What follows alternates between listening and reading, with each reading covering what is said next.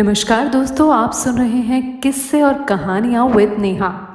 इस कार्यक्रम के चौथे एपिसोड में आप सुनेंगे मुंशी प्रेमचंद जी द्वारा रचित गृहदाह भाग 4।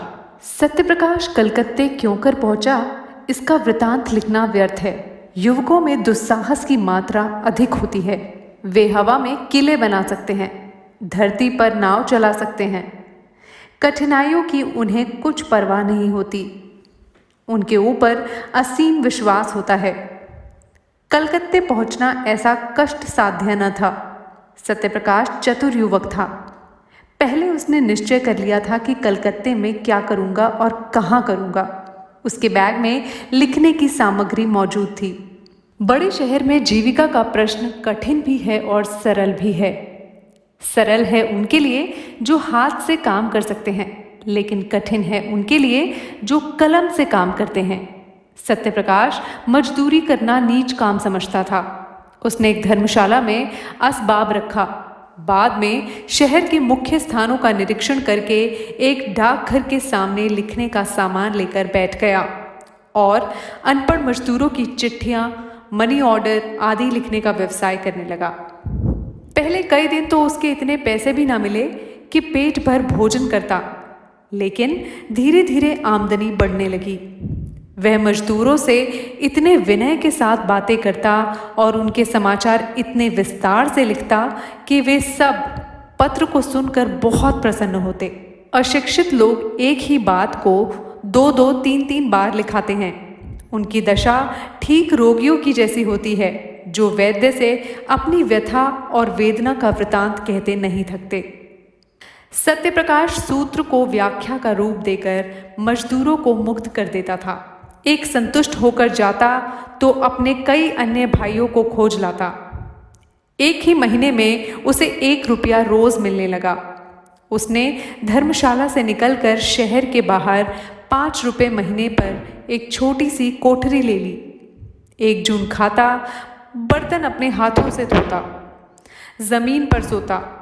उसे अपने निर्वासन पर जरा भी खेद और दुख न था। घर के लोगों को भी याद न आती।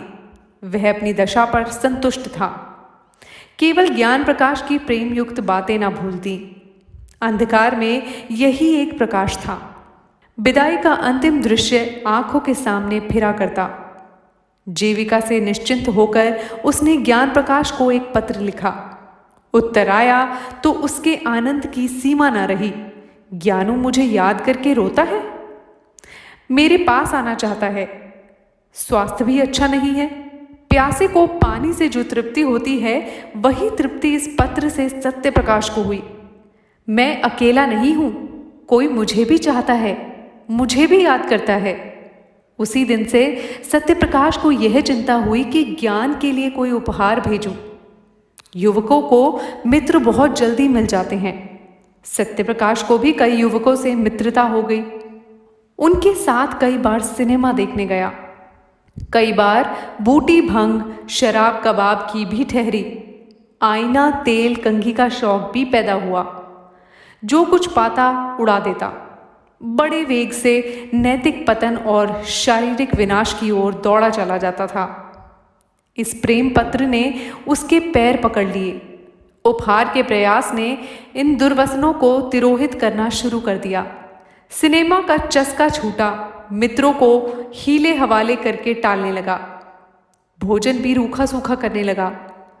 धन संचय की चिंता ने सारी इच्छाओं को परास्त कर दिया। उसने निश्चय किया कि अच्छी सी घड़ी बेचूं। उसका दाम कम से कम 40 रुपये होगा।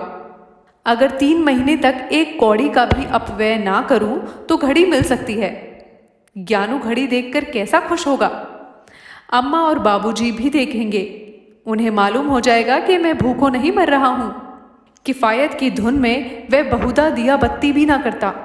बड़े सवेरे काम करने निकल जाता और सारे दिन 2-4 पैसे की मिठाई खाकर काम करता रहता।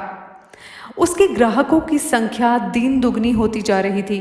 चिट्ठी पत्री के अतिरिक्त भी अब उसने तार लिखने का भी अभ्यास कर लिया था। 2 ही महीनों में उसके पास 50 रुपये एकत्रित हो गए और जब घड़ी के साथ सुनहरी चेन का पार्सल बनाकर ज्ञानू के नाम भेज दिया तो उसका चित्त इतना उत्साहित था मानो किसी निसंतान पुरुष के बालक हुआ हो। घर कितनी कोमल, पवित्र, मनोहर स्मृतियों को जागृत कर देता है। यह प्रेम का निवास स्थान है। प्रेम ने बहुत तपस्या करके यह वरदान पाया है। किशोरावस्था में घर माता पिता, भाई बहन, सखी सहेली के प्रेम की याद दिलाता है। प्रौढ़ावस्था में गृहिणी और बाल बच्चों के प्रेम की। यही वह लहर है जो मानव जीवन मात्र को स्थिर रखता है, उसे समुद्र की वेगवती लहरों में बहने और चट्टानों से टकराने से बचाता है। यही वह मंडप है जो जीवन को समस्त विघ्न बाधाओं से सुरक्षित रखता है। सत्य प्रकाश का घर कहाँ था? वह कौन सी शक्ति थी जो कलकत्ते के विराट प्रलोभनों से उसकी रक्षा करती थी? माता का प्रेम, पिता का स्नेह, बाल बच्चों की चिंता? नहीं, उनका रक्षक, उद्धारक, उसका पारितोषिक केवल ज्ञान प्रकाश का स्नेह था। उसी के निमित्त वह एक एक पैसे की किफायत करता रहता। उसी के लिए वह कठिन परिश्रम करता और धनोपार्जन के लिए नए नए उपाय सोचता था।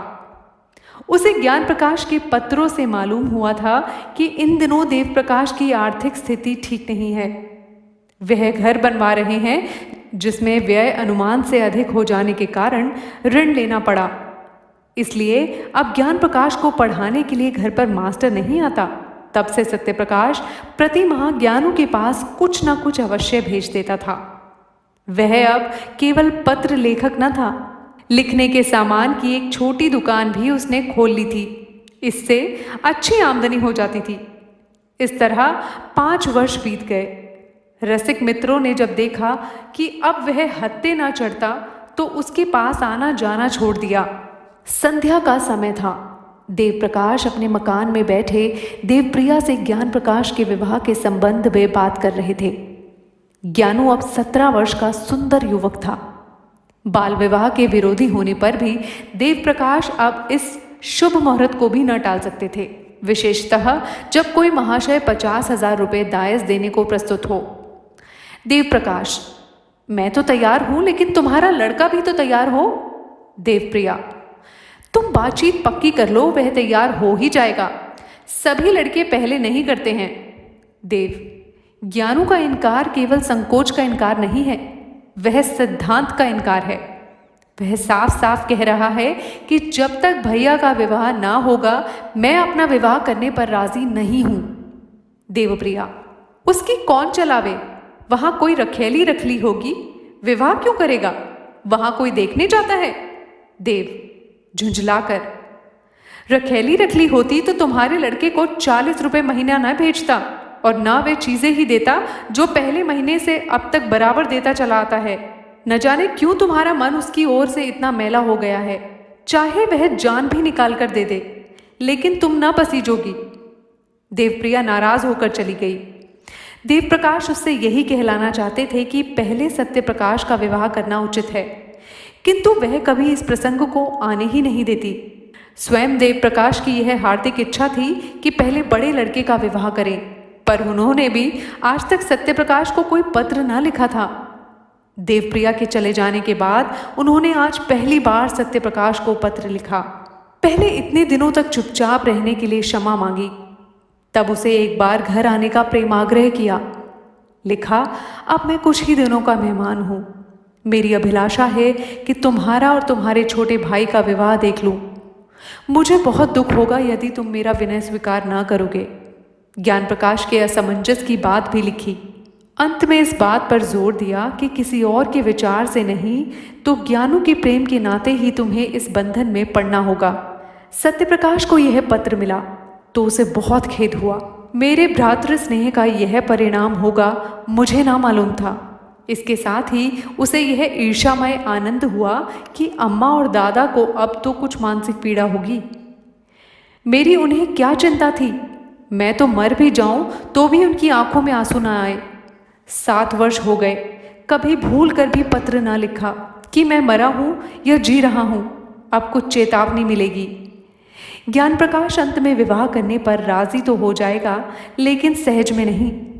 कुछ ना हो तो मुझे एक बार अपने इनकार के कारण लिखने का अवसर मिला। ज्ञानू को मुझसे प्रेम है, लेकिन उसके कारण मैं पारिवारिक अन्याय का दोषी ना बनूंगा। हमारा पारिवारिक जीवन संपूर्णतः अन्यायमय है। इसी माया में फंसकर मनुष्य अपनी संतान का शत्रु हो जाता है। ना, मैं आंखों देखकर यह मक्खी ना निगलूंगा। मैं ज्ञानू को समझाऊंगा अवश्य।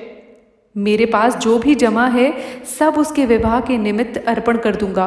बस इससे ज्यादा मैं और कुछ नहीं कर सकता। अगर ज्ञानू भी अविवाहित रहे तो संसार कौन सा सोना हो जाएगा। ऐसे पिता का पुत्र क्या वंश परंपरा का पालन ना करेगा? क्या उसके जीवन में फिर वही अभिनय ना दोहराया जाएगा जिसने मेरा सर्वनाश कर दिया? दूसरे दिन सत्यप्रकाश ने 500 रुपये पिता के पास भेजे और पत्र का उत्तर लिखा कि मेरा अहोभाग्य जो आपने मुझे याद किया। ज्ञानू का विवाह निश्चित हो गया, इसकी बधाई। इन रुपयों से नववधू के लिए कोई आभूषण बनवा दीजिएगा। रही मेरे विवाह की बात, मैंने अपनी आंखों से जो कुछ देखा है और मेरे सिर पर जो कुछ बीता है उस पर ध्यान देते हुए यदि मैं कुटुंबवास में फंसूं तो मुझसे बड़ा उल्लू इस संसार में ना होगा। मुझे आशा है कि आप मुझे क्षमा करेंगे। विवाह की चर्चा से ही मेरे हृदय को आघात पहुंचता है। दूसरा पत्र ज्ञान प्रकाश को लिखा कि माता पिता की आज्ञा को शिरोधार्य करो। मैं अनपढ़, मूर्ख, बुद्धिहीन आदमी हूं। मुझे विवाह करने का कोई अधिकार नहीं है। मैं तुम्हारे विवाह के शुभोत्सव में सम्मिलित ना हो सकूंगा, लेकिन मेरे लिए इससे बढ़कर आनंद और संतोष का कोई विषय नहीं हो सकता। तो दोस्तों, आप सुन रहे थे मुंशी प्रेमचंद जी का प्रसिद्ध उपन्यास गृहदाह, इन किस्से और कहानियां विद नेहा। अगर आपको ये कहानी पसंद आई तो बेल आइकन को जरूर दबाएं और हाँ, लाइक, शेयर और सब्सक्राइब करना बिल्कुल ना भूलें। अब आपके साथ फिर मुलाकात होगी अगले शुक्रवार ठीक 9 बजे। तब तक के लिए मुझे दीजिए इजाजत। नमस्कार।